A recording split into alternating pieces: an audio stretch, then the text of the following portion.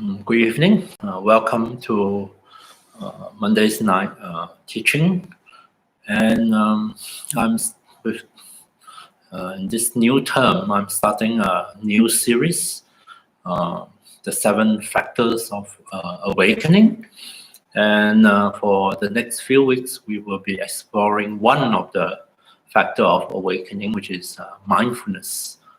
And I thought maybe I start by just saying something about these 7 factors of awakening. So quite often in spiritual circle, like Buddhist circle, we talk about awakening, and these words, or sometimes we use the word enlightenment, and can have very many different meanings. Yeah. In the Buddhist teaching, there is a list. There are many lists in Buddhism, and one list, which is this one, listed 7 different factors. These factors are mental factors or mental qualities. So just briefly, mindfulness, investigation of Dharma, effort, rapture, pliancy. There's a factor called samadhi in Sanskrit, or sometimes I translate as unification of mind or stabilization of mind. And the last one is equanimity. So this is an interesting list, which I'm very interested in, because so often when we come across Buddhist writings and teachings, we talk very much about the content of realization, what we realize, what we come to see, but we don't often talk much about the conditions, the underlying conditions or the surrounding conditions that foster that spiritual transformation or awakening. So I thought this is a good opportunity to take time, not to be in a rush, to really explore these different factors one at a time. But first, maybe let me say something about awakening. Yeah. After all, I probably need to sell the idea that it's good to cultivate these factors. And why? Because if they foster, they are conducive to awakening. So what on earth is this awakening? Sometimes it's translated as enlightenment, but I prefer the word awakening, because really, based on my own understanding, my interpretation of the Buddha's teaching, it's really about as if we are asleep, or we are under the influence of delusion or misunderstanding and ignorance in our daily life. So we are sort of asleep. And so the Buddha's teaching is to help us awaken to the reality or the fact, to dispel the ignorance, so that we see things differently, and we hopefully see things clearer and better. And with that transformation or change in understanding, we are able to relieve ourselves of a lot of our unnecessary suffering. Awakening here refers not so much to the very end of the spiritual journey, but actually refers to more or less the beginning of true spiritual transformation, the change of heart, the change of mind that we long for those of us who are interested in spirituality, or for example in Buddhist teaching, Buddhist practice. So it demarcates a point, not necessarily a point, but a kind of a particular phase where there is a breakthrough in our understanding. There is something shift, a profound shift happen, and we awaken to something, or we discover for ourselves something, an aspect of truth or reality that really has a major impact on ourselves. And this happened at not so much at the beginning of our spiritual search, but it really marks a very important point on our spiritual journey, because this is the point where beyond which we start to see real changes happening within ourselves, with our own heart, within our own mind, and then subsequently within our own behavior. This is the point where habits starts to shift, starts to change. And so it's a point of breakthrough, very important point. Because before that, we may have the intellectual knowledge or understanding. We have the theory, but our actual experience may lag behind the theories, lag behind all the concepts that we have accumulated. But at the point of breakthrough and beyond, we start to have our own personal, actual experiences of those changes that previously we read about or we heard about, and now we are seeing it in our own experience, in our own life. So it's an important point. And therefore, I think it's also important to look at what are the factors and conditions that are conducive for such a breakthrough, that foster, that allow it to happen in our life. That would be wonderful, isn't it? Then we can transition from merely understanding it on a theoretical basis to actually understanding it from an experiential point of view.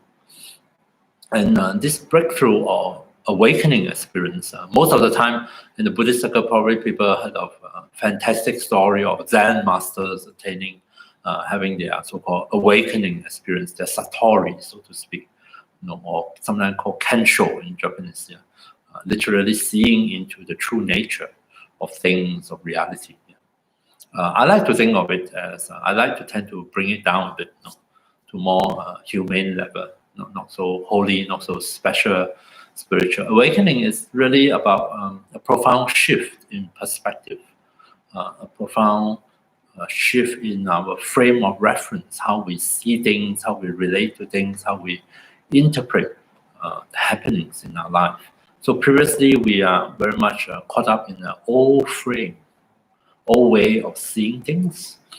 And so within this old frame, we have problems, so to speak. We may see a particular situation as problematic, as troublesome, as painful. And so awakening is really about shifting the frame. And now you look at it from a different perspective, a different angle. And suddenly what used to be very troublesome is no longer troublesome. What used to be terrible is, it's the same thing, but it's seen differently. And it's not that terrible after all. What used to cause you great anguish, now you are able to be at peace with it. So notice what changed is not the external event, it's the frame of reference from our side. Because of course it's ideal if we can also influence the external events, and of course by all means do it if we can. But the breakthrough happened not so much in the change in the external circumstances, but what happened within ourselves, within our own heart and mind. This a shift in perspective. And therefore, quite often you hear people say that you can see the same old thing, and yet they are the same, and yet they are different, because now the frame of reference is different. It sort of like has expanded. Previously, we only have one option. We don't know of any other way of looking at things, of relating to things, and therefore of reacting to them. And now suddenly you have, at least at the beginning, you have an option. You say, oh, but seen from this other angle, I have other choices, other possibilities. So it has expanded the possibilities, the way we relate to it, the way we deal with it, the way we respond to it. So that is just my way of understanding this breakthrough. I always, or sometimes people call it realization or insights, and I often interpret it and explain it as a shift in perspective. Not easy, but nonetheless not so complicated as you might imagine it to be. Sometimes people imagine it as something so high and far and beyond that they don't even think that it is possible for them. And I think that would be a real pity to think that way. It's better to bring it down to an accessible level, and that we actually can, in this life, experience a breakthrough, experience such a profound shift in perspective that would allow us to reorientate the way we see things, the way we relate to them. And hopefully, as the Buddha, if the Buddha is right, then this will bring a great relief in terms of suffering, in terms of anxiety. So it bring us a relief from those kind of pain and suffering. Okay, so and this is what I mean by awakening. And in service of such awakening, there are 7 factors that are very important to cultivate, to nurture, and when they act together, when they come together, they create the most favorable conditions for us to experience an actual breakthrough, the actual shift in perspective. I think maybe I also take this opportunity to sort of explain that people like to think in very idealistic or perfect terms when it comes to all things spiritual. So I think a lot of people think that with this initial awakening, it's something so fantastic that all your problem will disappear. Unfortunately, I don't think so. The initial shift in perspective, sure enough, it expand the horizon of possibilities for the person. Is when you undergo it, maybe it's fantastic, but you may find that old habits do not give up so easily. They don't just go away because you have this awakening. And lo and behold, giving some time, you might find yourself falling back into the old ways of reacting, old ways of seeing, old ways of behaving. And so there is a journey from this initial awakening to the final goal of, at least on the Buddhist path. So it's not the end point, it's actually the beginning. And although in itself it's fantastic, it's wonderful, but that doesn't mean the end of the journey, the end of the transformation. It's the beginning. So it's good not to think of such an initial awakening or breakthrough as something so distant and so difficult that it is not accessible for ordinary folks like myself. Yeah. Instead, is to think that it is very possible. Maybe not be that easy, but it is definitely possible. Yeah. And one way to make that true for us is to adjust the way we think about it, we imagine. Don't put it so high up. It's just an improvement, a change, but nonetheless, it's not such a huge, big change. Someone who has undergone the initial awakening, sure enough, have a change in their view, the way they see things, and most probably in how they relate to things, how they feel. But nonetheless, their old habits are still very strong, are still very much present with them. And at different occasions, they are still triggered. And you'll find that more likely you can describe such a person's experience as one of toggling or oscillating between the 2 different way or 2 different perspective and 2 different mode of functioning. So sometimes they function as a very awakened, a more awake person, more in touch with reality. But there are also occasions where they fall back on old habits, and our ignorance, our delusions, our attachment, our anger flare up again. So, and therefore there is more work needs to be done beyond this initial breakthrough or awakening, right? So I hope that gave a little bit of context to this list, which I'm interested to explore. And today, in the next few weeks, we will explore the first item on the list, the first factor, this inner mental factor of mindfulness. Mindfulness, of course, is a very hot topic, and on various occasions I have done courses on mindfulness. But today, in this course, I thought to emphasize not just mindfulness, but this idea of effortless mindfulness. Why did I come up with such a term or approach? Maybe because I'm lazy by nature. I like to do things with as little effort as necessary. And also on a more serious note, of course, I think quite often people approach the cultivation of the quality of mindfulness with way too much effort, almost with too much tension and too much willfulness is the word. Almost pushing. Especially there's this notion of being mindful at every moment, 24/7. That's a lot of work, especially when your idea of mindfulness is to be like being very consciously reminding yourself, I must be mindful, I must be mindful, I must be mindful. Gee, there's a lot of work. There's a hard work. Yeah. And I like to approach the same topic a little bit differently. I want to give you a different perspective, a different way of looking at it. I like to emphasize that maybe we can start with understanding what is mindfulness, and also come to see that it is actually a natural quality that we all have. We already have. We are all capable of being mindful. Some maybe more than others, and we are maybe mindful in certain occasions and not so much in other occasions. But nonetheless, we all are capable of being mindful, and we are already mindful in certain contexts, certain situations. So it's not something we need to newly create, or we need to put a lot of effort in to make it happen. No, it's something more like the way to work with mindfulness or cultivate mindfulness is really to, first of all, get an idea what is it that we are referring to, and to find it within our own experience. And then we figure out for ourselves what is it we can do to encourage it, to encourage it to come forth, to encourage it to manifest automatically, spontaneously.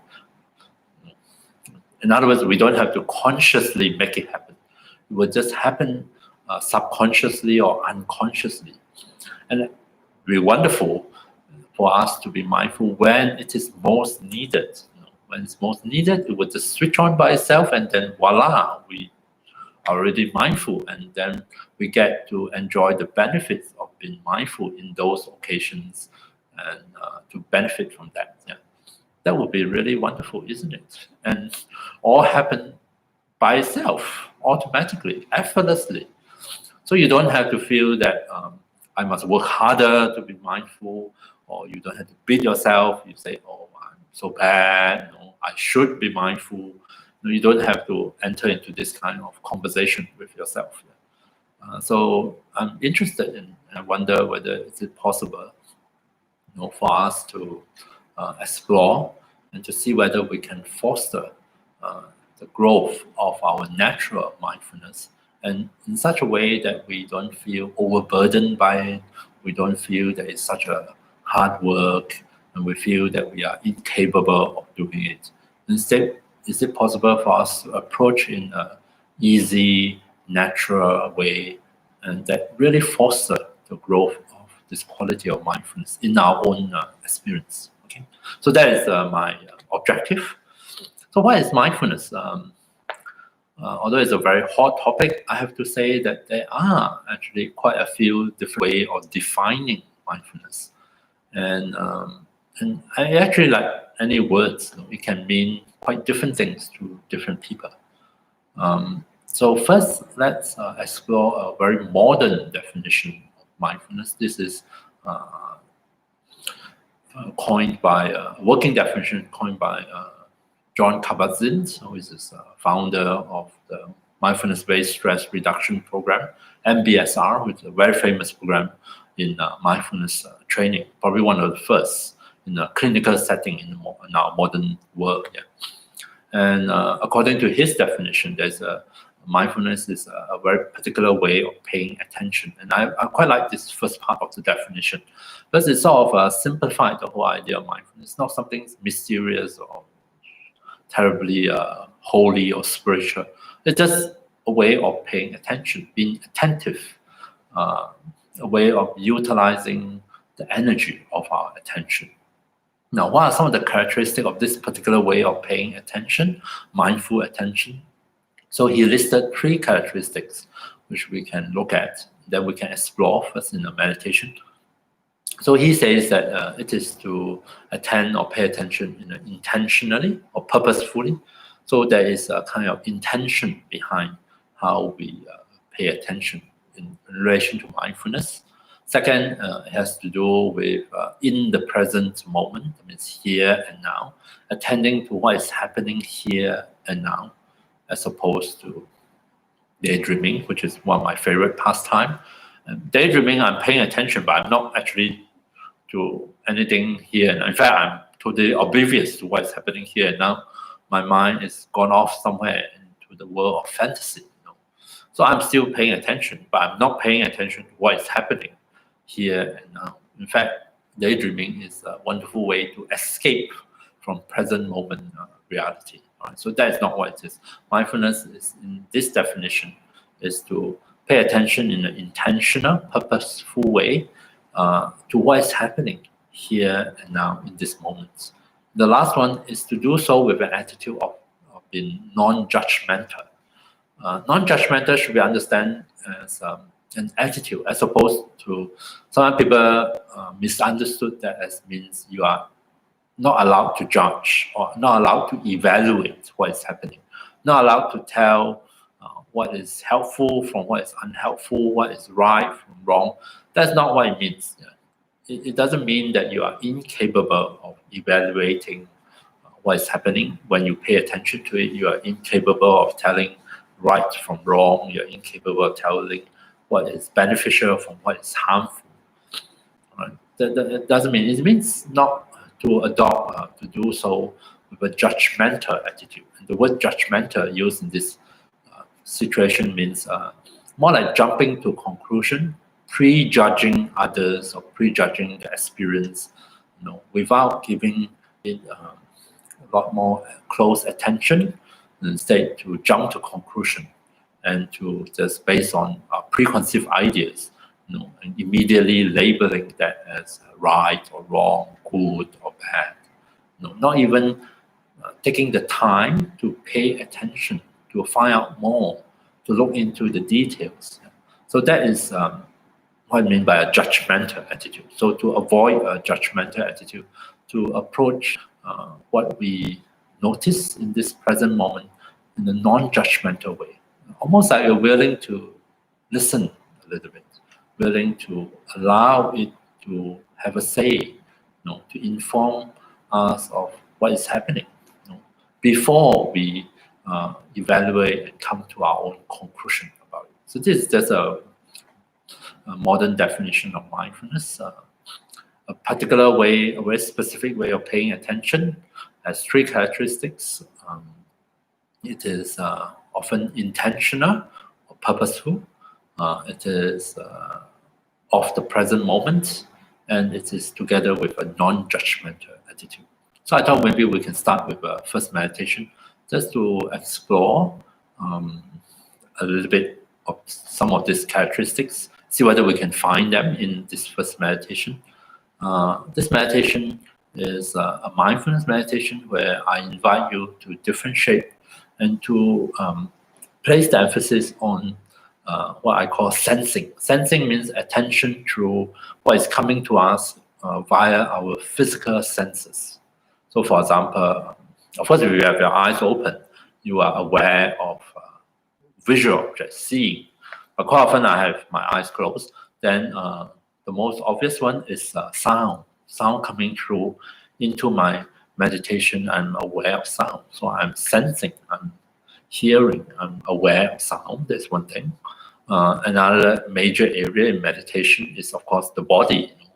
Sensing the different, the touch, so to speak, or the tension, the relaxation in the body, the sense of heaviness or lightness of the body, the area, parts of the body that feel hard or soft.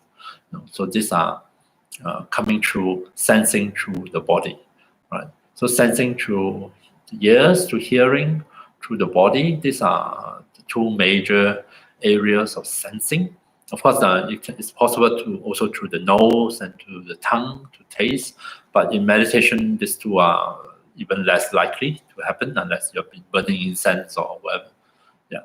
So, and contrasting attention to the physical senses, sensing, with activity of the mind in the form of thinking.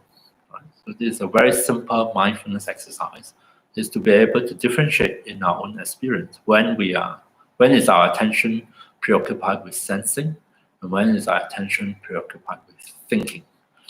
One is not better than the other. They're just different ways we are using our attention, different activities that our mind is involved in. In this first meditation, we are going to apply mindfulness and see whether we can differentiate between the two. And just as an exercise, we are going to make sensing the supports. And at any time, we invite our attention to come back to sensing through our ears, to listening, sensing through our body, sensing bodily sensations. And we make that the main support for our attention. And take note when the mind, instead of sensing, is involved in thinking. And we make note of it, we label it, thinking.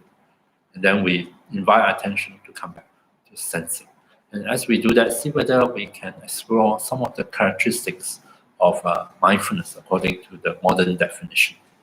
So let's find a suitable posture for our body, and one that will allow us to be comfortable for the next 20 to 25 minutes as we settle into meditation, in the first meditation of mindfulness in this course. So choose a posture that you think or you know is suitable and appropriate for your body, one that allows the body to be able to sit. You can also lie down on your back. You can sit on a chair, you can sit on the floor in some cross-leg posture on a cushion. You're also most welcome in the privacy of your own place to lie on the floor. Maybe good to lie on the yoga mat or a carpet. You can lie on a lounge chair or a firm bed on the back, supine position.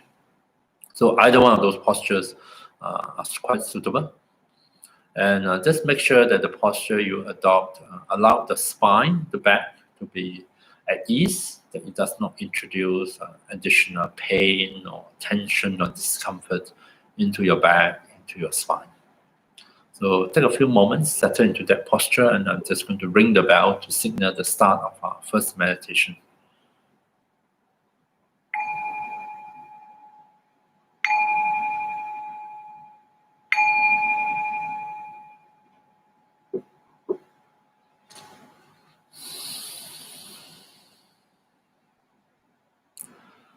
So arrange your body in whichever posture you have adopted. Make sure that the whole body feels secure, stable in this posture. Rest your hands and arms on some physical supports so that you don't have to tense up your arm muscles or shoulder muscles to hold up the weight of your arms. Take care that the back, the spine feels comfortable, naturally upright if you're sitting, or straight if you're lying down on your back. Feel free to close your eyes completely, which is what I tend to advise people. Of course, you are most welcome to leave your eyes open or half open, whichever works best for you. So let's give our body a few moments to sort of adjust, find its way into the meditation posture. And we can help this process of settling down into the posture by first noticing, sensing the sensations beneath us. Sensations that are coming through at the points of contact, at the touch points between the body and the seat, the body and the ground. Let into awareness those sensations which hopefully are sensations related to solidity, firmness, and stability, qualities of the earth, of the ground, that are here to support the body, to hold it up, to keep the body well supported in this posture with a sense of balance and safety.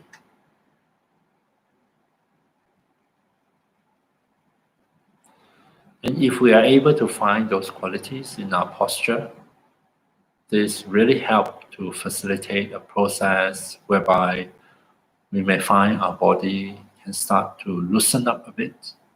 The body can unwind from some of the tensions and tightenings.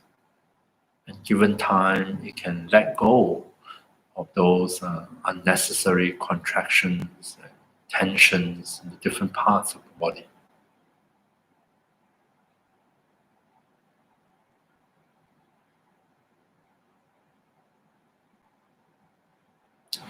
And to help body and mind to transition, to really settle into meditation, we're going to return our attention to the body, to sensing through our body.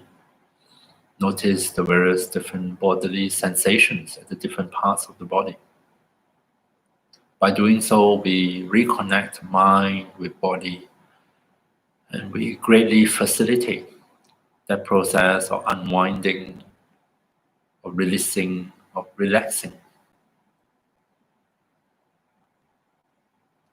So let's start at the crown. See if you can sense, mindfully aware of sensations at the crown, bodily sensations, maybe a sense of tingling at the crown, sense of pressure, maybe a feeling of warmth or coolness. It might also be nothing at all, which is perfectly fine. So without much effort, without having to do anything, just notice and be aware of simple sensations at the crown.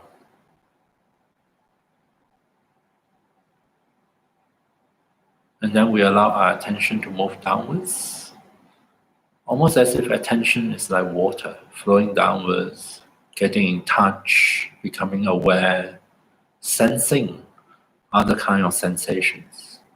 First at the face, notice sensations in our own face. Be mindfully aware of whether are we tensing up any of the facial muscles. Maybe muscles at the forehead, muscles around the eyes, or those at the jaw. Coming back to sensing sensations at the face. Does it feel tight, tense? Is it possible to gently relax those muscles of the face, to welcome in a feeling of softness, of ease, and comfort into our own face?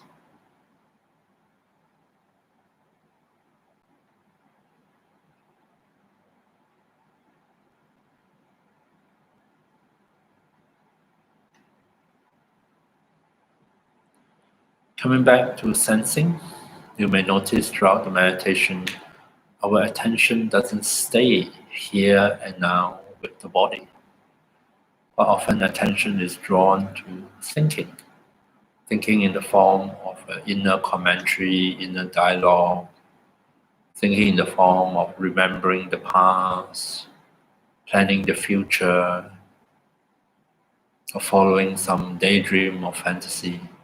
So all those activities of the mind, we can call it thinking. And when you notice you are thinking, see if we can simply acknowledge it as such. You can even label it thinking.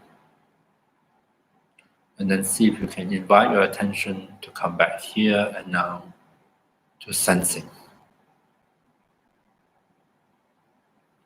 From the face, the attention travel downwards so that we sense the sensations at the neck, at the throat. No need to put in much effort, just notice simple sensations here. Moving downwards at your own pace. Don't feel that you have to follow what I'm saying. How about your shoulders? Sense the sensations at the shoulders. Do they feel tight and tense? Do they feel soft, relaxed, at ease?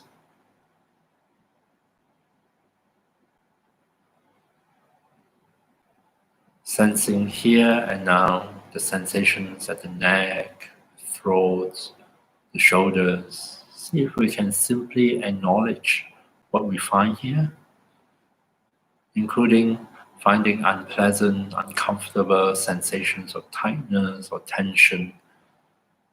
Let us just acknowledge them and let them be for the time being.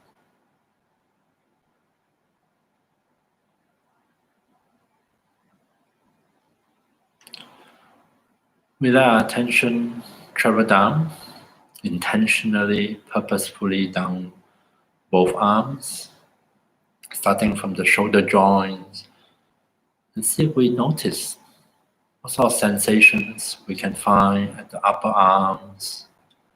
Simple sensations, nothing spectacular. The touch of the fabric of our clothes against the skin, tension or lack of it in the arm muscles, subtle sensations at the elbow joints, and just notice sensing all the way down into the forearms, and eventually at your own pace, we arrive at both hands.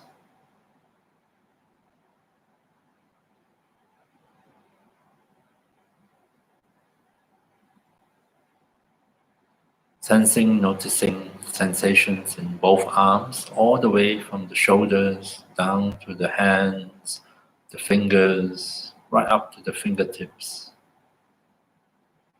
We have awakened different bodily sensations here in both arms. And see if we can give permission, rest the weight of both arms comfortably on their physical support. Don't feel that you need to tense up the arm muscles or shoulder muscles to try to hold up both arms in any special way. Just allow them to rest comfortably on their support.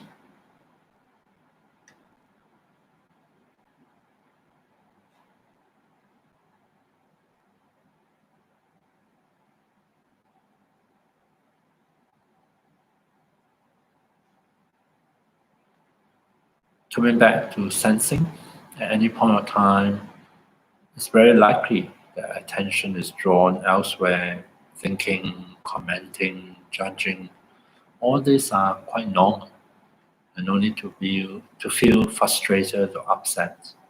Simply label them as thinking when you notice them. Let's invite our attention to come back to the body, to the chest, sensing the sensations at the chest. Notice the sensations of the breath as we breathe in and out.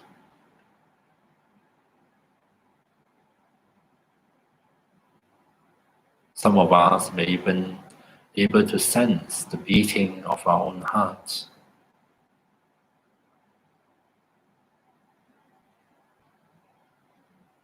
Notice sensations both at the front of the chest as well as sensations at the back, upper back, middle back.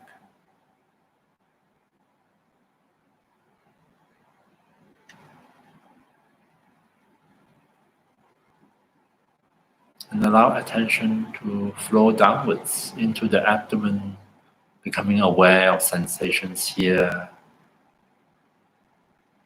sensation at the skin level, sensations in the muscle layer, and maybe even sensations from the various organs.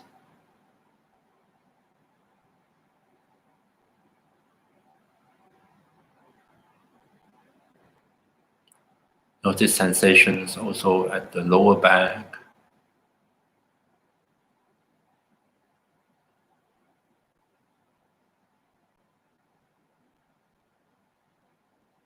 and allow our attention to come back here and now, noticing sensations at the pelvis. Sense the weight of the pelvis resting on our seat or on the floor.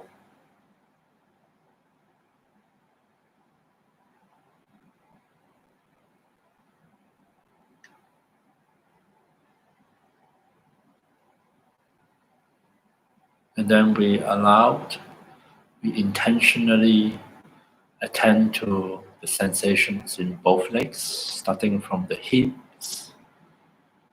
Notice sensations in the thighs, at the knees, down the shin, the calves, to the ankles.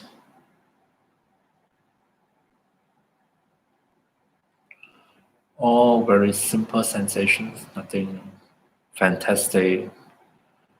And finally, we arrive at both feet so that we are aware of sensations in both feet, the soles of the feet, the top of the feet, sensations in the toes.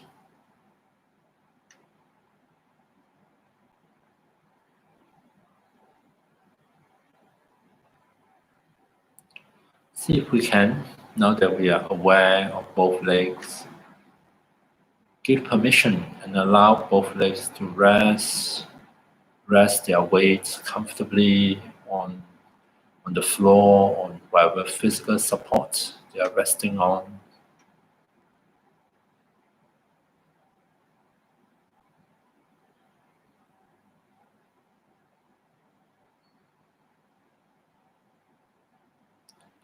So let's allow our body to continue to settle down into the posture, into the meditation posture. We allow the body to settle into the posture. We allow the mind, our attention, to settle down here and now with the different sensations, bodily sensations throughout the body.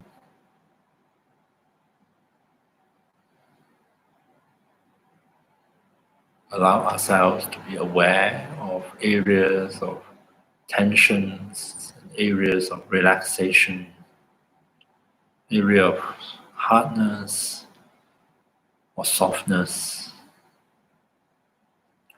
areas of comfort, comfortable feelings, feelings of relaxations, and also areas of tension, tightness, and discomfort.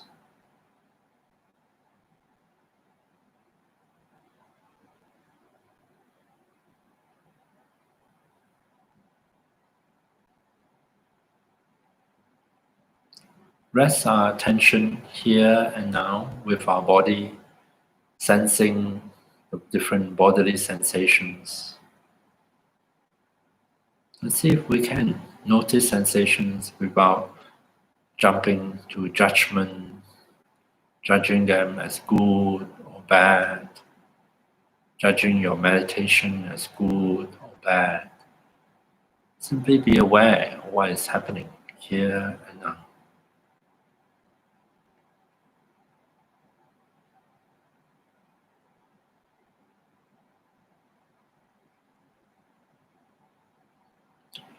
And when you notice attention is no longer here and now, no longer with sensations, attention is drawn to thoughts, to thinking.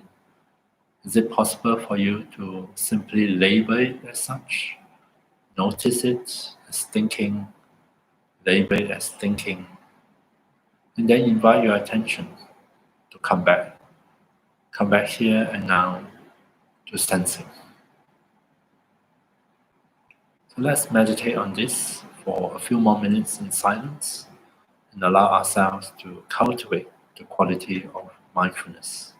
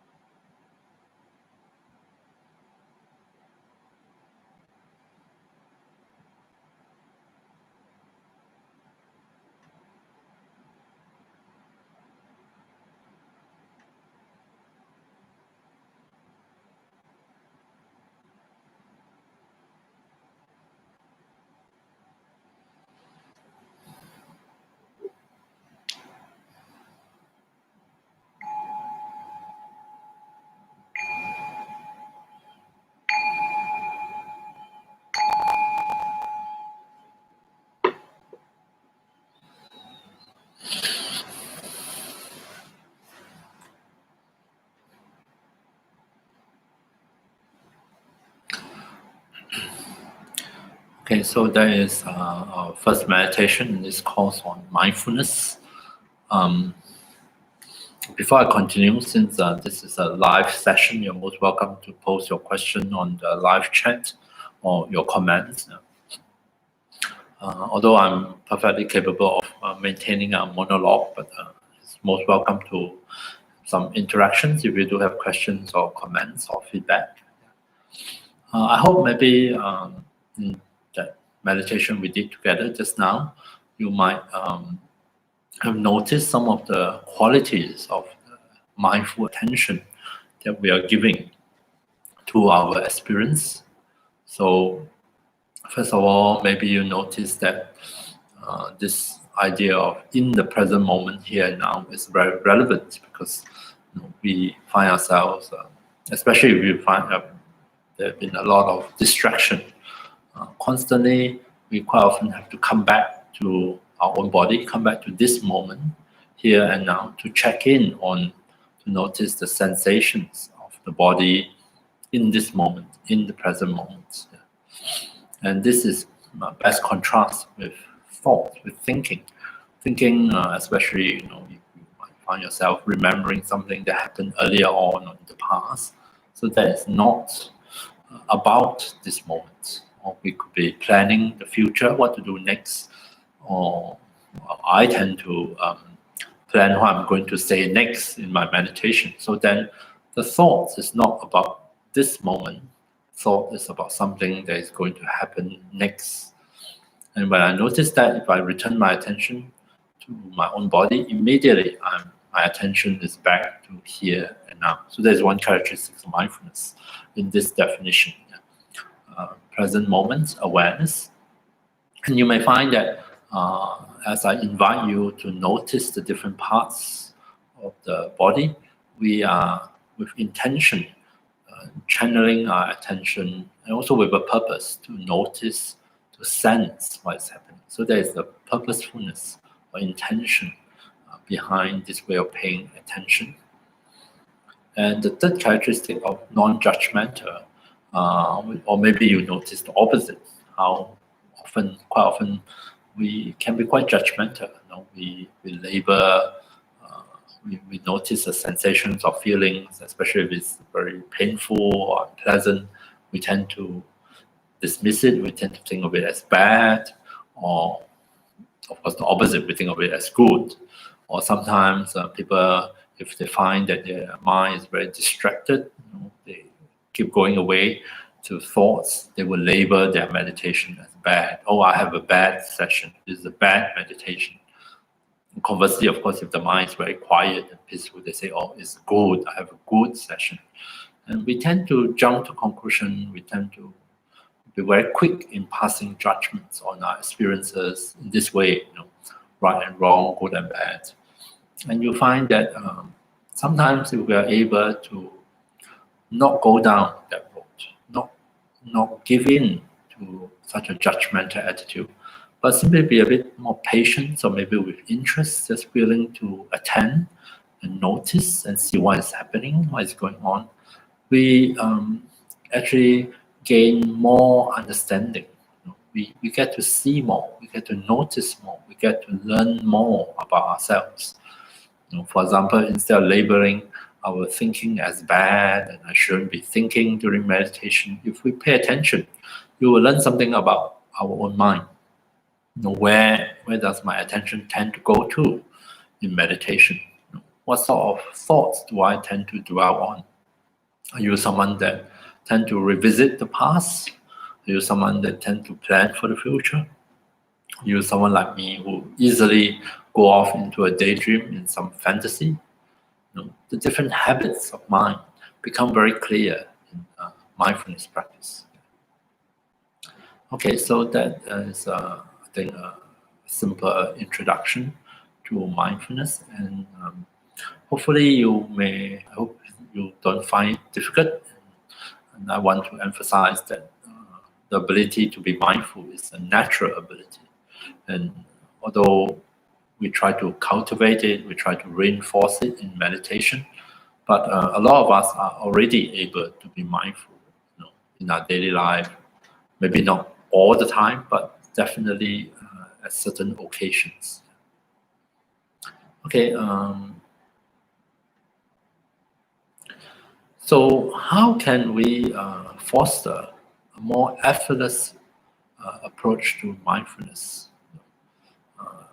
Because at the end of the day, what we want to do is we want to reinforce and encourage this quality of mindfulness to the extent that it would arise automatically.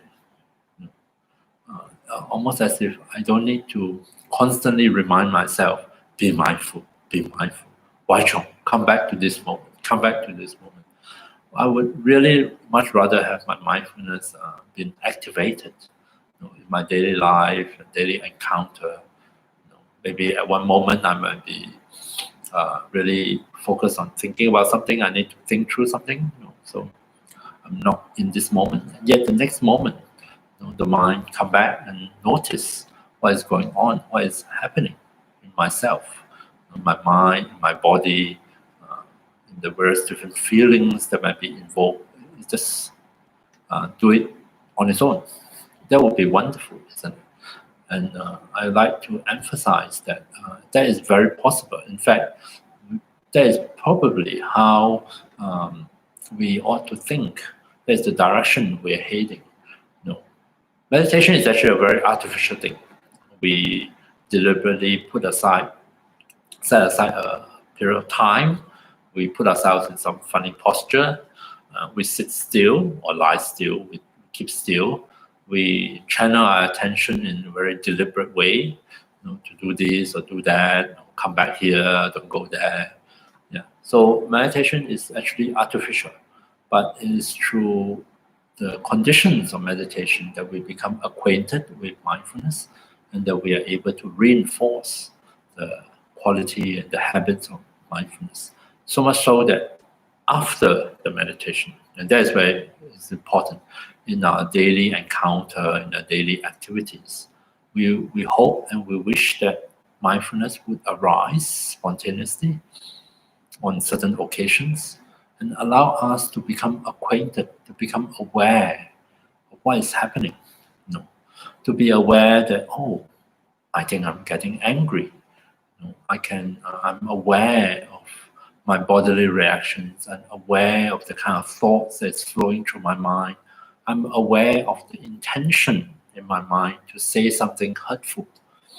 And it is at that occasion, if I'm mindful of what is happening at that moment, which is here now, then it offers me a greater choice. I might choose, as I become aware, to hold back and not say those words. Just pause, keep quiet for those few seconds, just hold back, and maybe allow myself to think again, revisit the situation, think clearly if possible. Usually a bit difficult when we are upset and angry. But at least if we hold back from immediately saying those hurtful words, then quite often it saves us the trouble or the regrets of subsequently having said it and having hurt or harmed, especially those that we love. It is so much better if we have not gone down that road in the first place. So mindfulness offers us that options, that choice, which otherwise would be unavailable, because as we go on our so-called automatic pilot, we simply react in our most habitual way and compound often the problems, the situation, the difficulties. So, and when that mindfulness that arises spontaneously, effortlessly, and that is where we are heading. That's what we want to cultivate, this quality of mindfulness. Or at another occasion, maybe we become aware of, we become more in tune with what's happening in our body. And this is also very valuable in our modern living. So much of our modern work has to do with the head, the mind, staring at a computer screen, which I'm doing now, actually.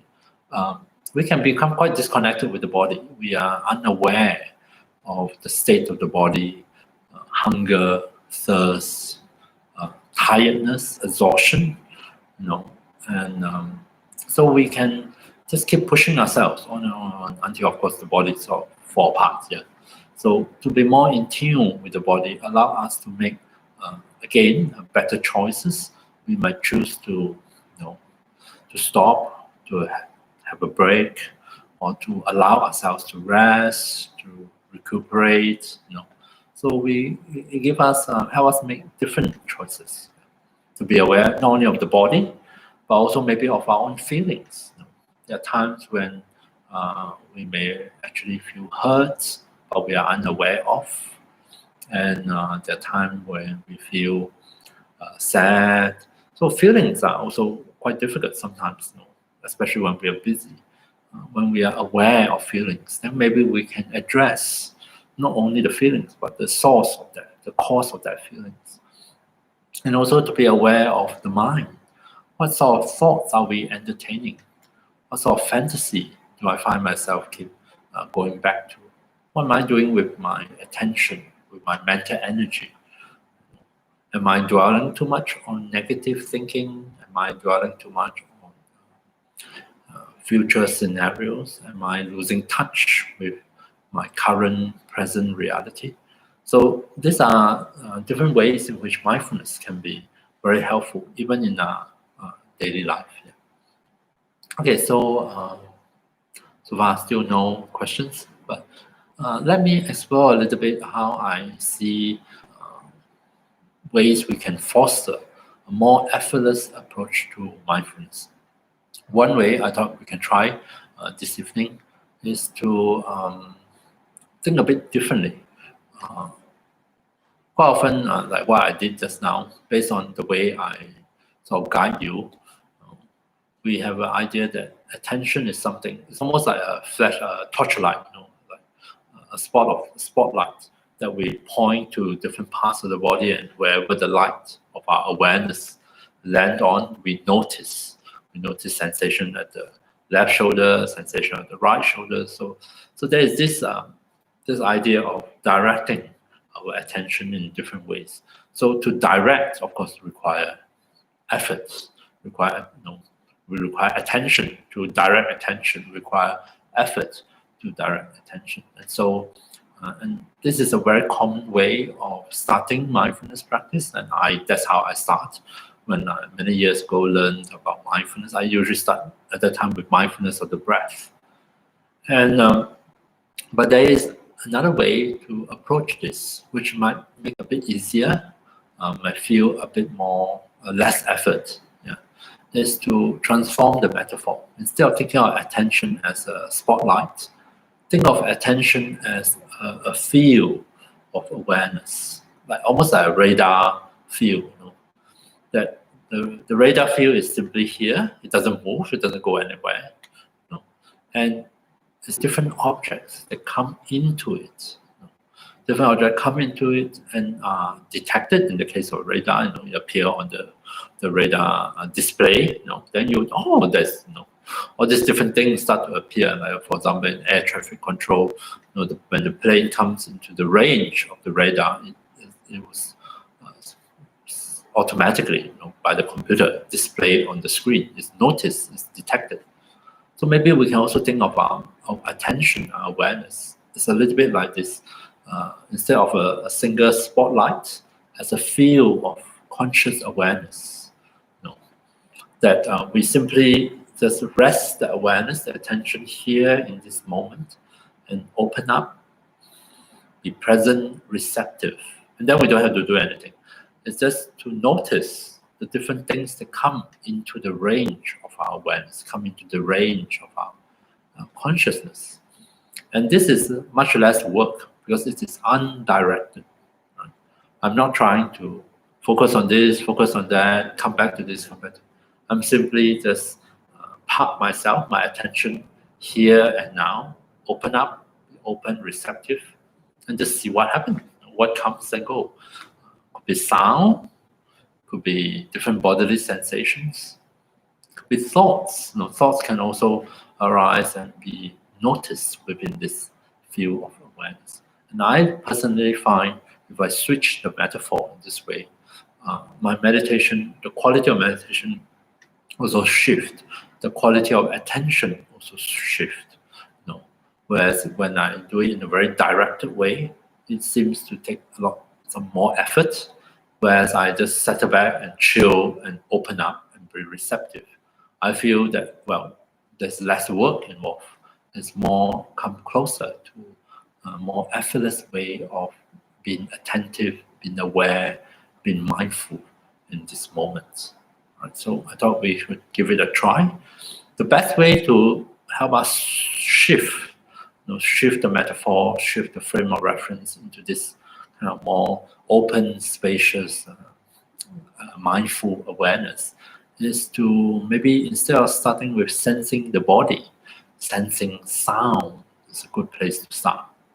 Because sound, among our different senses, hearing, sound come to our ear, come to us through space. Basically, sound is vibrations through space. Yeah, and so it has this natural, spacious quality to it.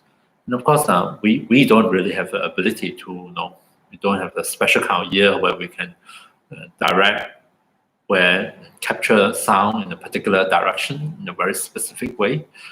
So therefore, our sense of hearing is closer to this idea of being present, open, and just receptive, receiving whatever sound that come into the range of our hearing. And so if we start with listening and try to adopt a more listening kind of awareness, kind of this open, spacious kind of listening awareness, and bring that quality into being aware, not just of sound, but also bodily sensations, breath sensations, and also maybe even to thoughts. Thoughts, especially, we can hear it as an inner conversation. Or sometimes some of us have an inner commentary. We are judging and commenting on everything, anything. Then we may find that this is another way we can approach mindfulness meditation, but mindfulness in the form of open awareness. So maybe we should give it a try. And the way to start with listening is make use of a modern device. I don't trust the universe to provide the sound. So I have an app that would produce 2 sets of bells, 5 rings of one bell, and 1 minute pause, which will feel quite long, 1 minute actually, and then another 5 sets of rings of the bell. And this is just to get us to start this meditation from the sense of hearing, listening. And then we bring, hopefully after the bells at the end, bring the same quality of listening, or open awareness, and listen and just be aware of the bodily sensations from the different parts of the body, the breath sensations, and maybe we can even listen and be aware of thoughts coming and going. Right? So let's give that a try. And the first thing to do is, of course, settle back into meditation posture. So take a few moments, allow your body to settle back in whichever posture you adopt, sitting, lying down. See if you can help the body to be comfortable in this posture. Take care that your back or spine is comfortable in its natural position, upright if you are sitting, straight if you are lying down on your back. Make sure you rest your arms and hands in such a way that they are supported. You don't have to tense up your arm muscles or shoulder muscles to hold up your arms. Feel free to close your eyes if you find that easier. Otherwise, you are also most welcome to leave your eyes open or half open. Take a few moments, let the body settle into this posture. Maybe we can start with a few deep breaths, breathing in and out deeply for a few times. And as you breathe out, remind yourself to release.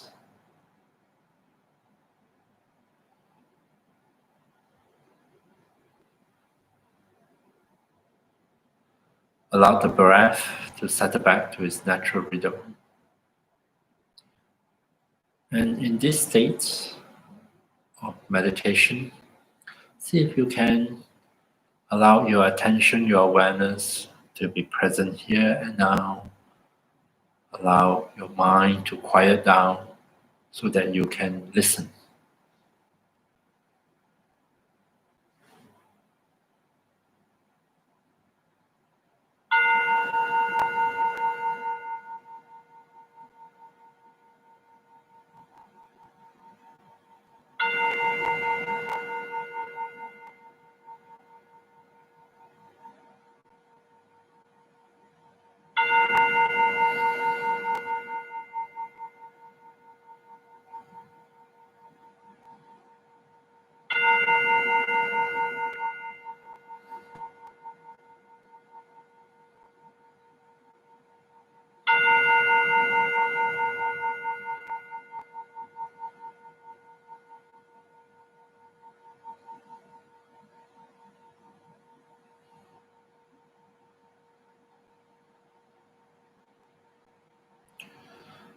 So settle back here and now into your meditation.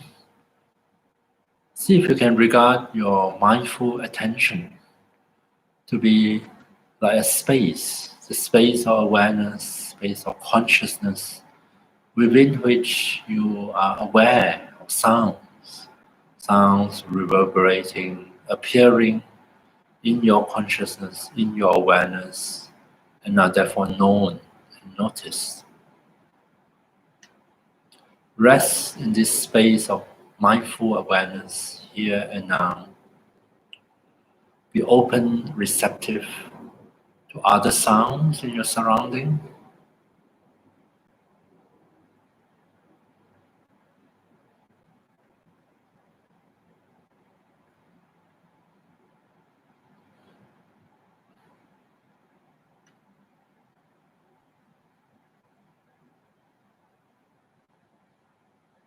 And see if you can be this open awareness to the second set of bells as well.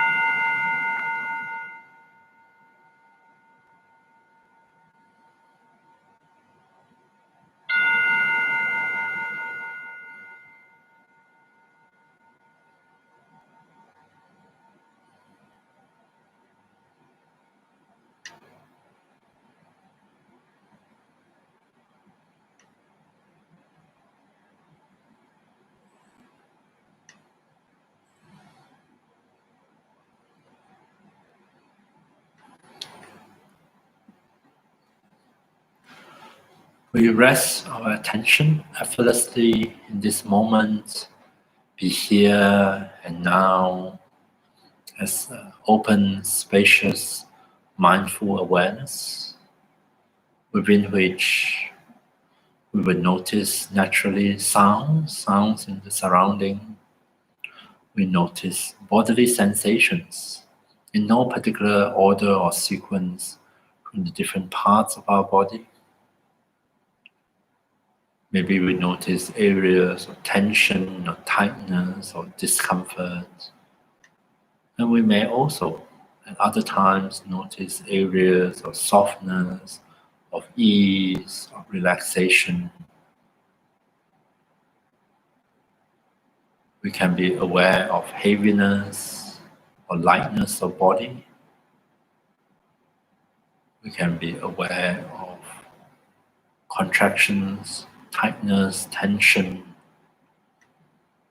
and their opposite, relaxation, softness, ease.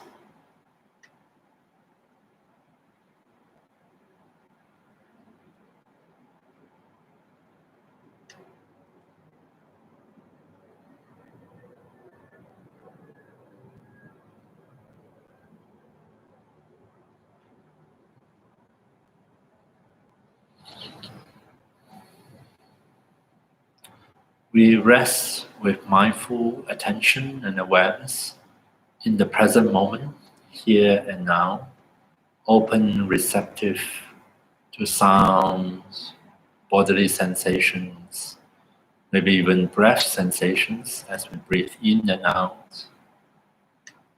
We rest with sensing in this moment.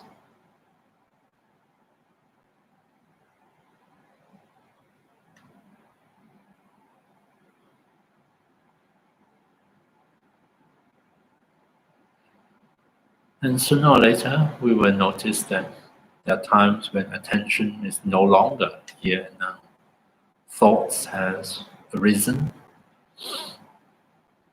thoughts in the form of words, visual images, memories, fantasies, inner dialogue, inner commentary. Occasionally, they draw our attention in to the extent that we are no longer in touch with here and now.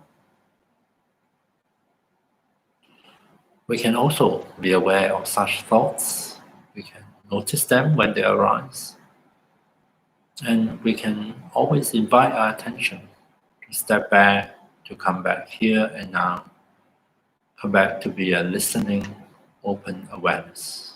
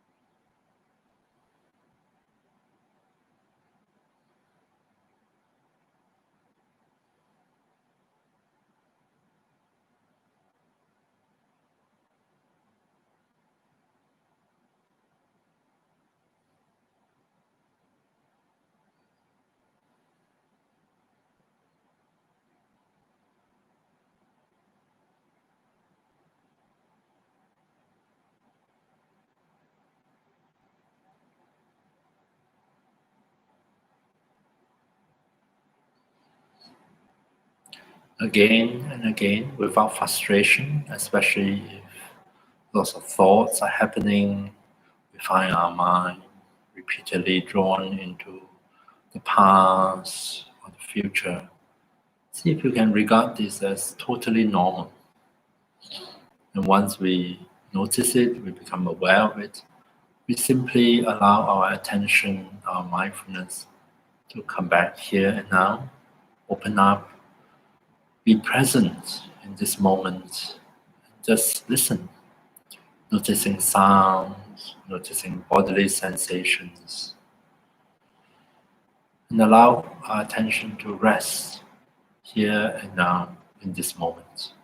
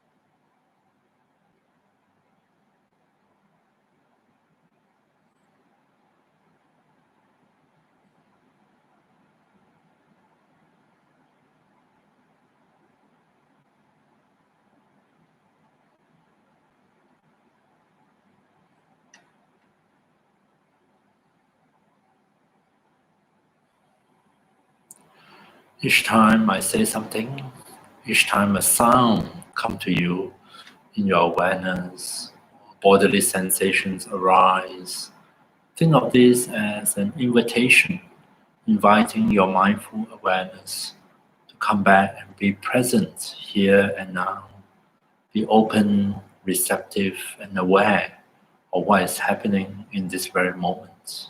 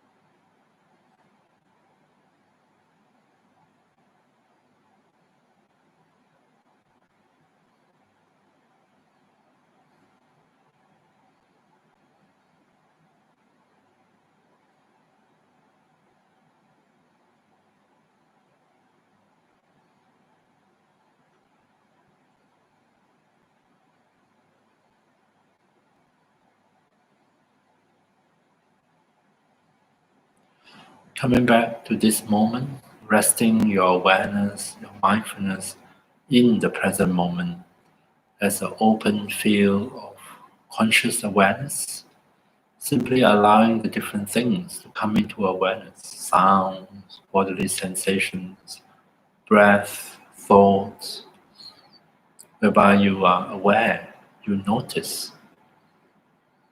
doing less and less until you are almost doing nothing at all, apart from resting your attention again and again in this moment, in the here and now.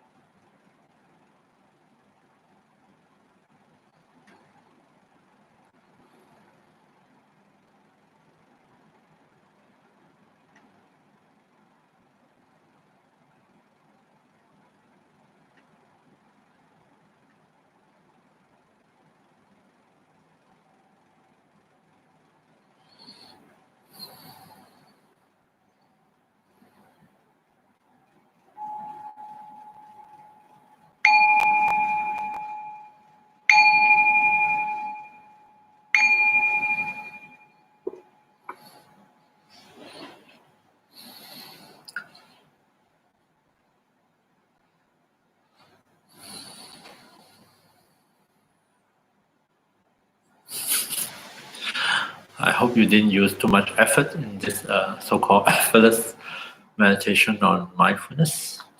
And not to worry, we will revisit it over the next few sessions, and as we develop more understanding and also more experience of cultivating mindfulness. So this evening session, I touch on very briefly on the 7 factors of awakening, of which mindfulness is one of them. I mentioned awakening as a breakthrough in our understanding, our perception, definitely a profound shift in our perspective, which is very important for us to bring about real change of heart, change of mind, in the spiritual sense. And mindfulness is one of the factors that really foster and really create conducive conditions that allow for such a shift to happen. And I have briefly touched on mindfulness in terms of a modern definition based on the MBSR program, mindfulness-based stress reduction program. So just to recap a little bit, so we are talking about mindfulness as a very specific, particular way of paying attention, attending to things. It has 3 characteristics. It is often intentional or purposeful. It is of the present moment or in the present moment, and it is non-judgmental.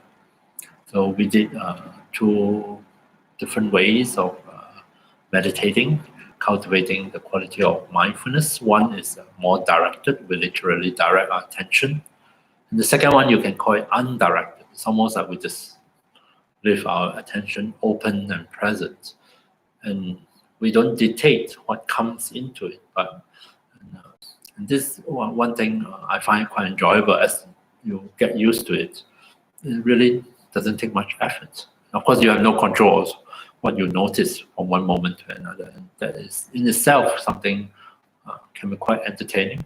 So one part of the meditation, like for example, you might be very aware of sounds, and yet another part you were very aware of certain sensations in the body, and yet another time you might be very keenly aware of thoughts in the mind. And so there is a lot of variations, and you never know what to expect. There might be a lot of surprises. And we do it in a very artificial way in meditation. But as we internalize that skill of mindfulness, you will find that it will just come up, it will happen automatically at different times in our daily life, at different occasions. And one of the benefits, it gives us a better, of course, it enhances our awareness of what is actually happening to us and also outside of us.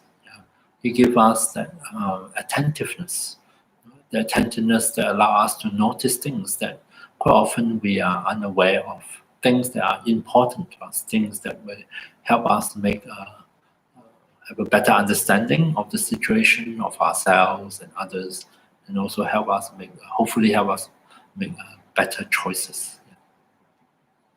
Okay, and that's it for this week, and thank you very much for your attention, and hope to see you next week. All right, have a good week ahead, and good night for now.